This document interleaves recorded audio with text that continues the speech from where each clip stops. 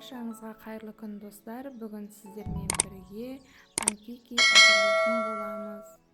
Ол үшін 2 жұмыртқаны миксермен араластыра отырып, оның үстіне қантымызды қосамыз. Жұмыртқа мен қантты ерігенше жақсылап араластырамыз. Және де оның үстіне ертілген майымды құятын боламын.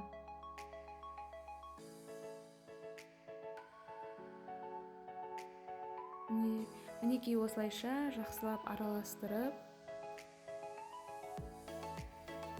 осының үстіне жылы сүтімді құямын.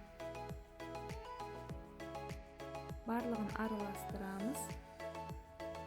Енді ұныма қопыстықшты салып, бетіне себелейтін боламын.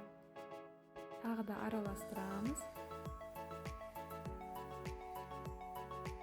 Және де қалған ұнды тағы да себелейміз. Мінекей осылайша ұнымыздың түйіршігі кеткенше осылай жақсылап араластырып аламыз. Мінекей біздің панкейкіміздің құрамы дайын болып қалды. Енді біз осыны жай отта, орташа отта сковородкамызды қыздырып аламыз. Осының үстіне панкейкімізді құйып, 2 жағын алма-кезек пісіріп алатын боламыз.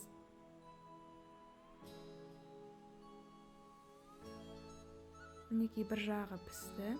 Бірінші жағына қарағанда екінші жағы тез пісетін болады. Қазір мен панкейкімнің ортасына шоколад қосып пісіремін. Мінекей сіздерге де кеңес беремін. Өйткені арасына шоколад қосып пісірсеңіздер, шоколады еріп, өте дәмді болады.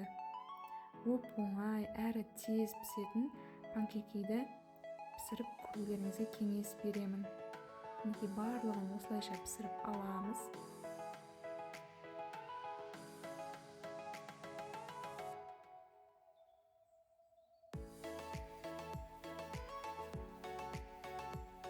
Мінекей біздің панкейкіміз дайын болды.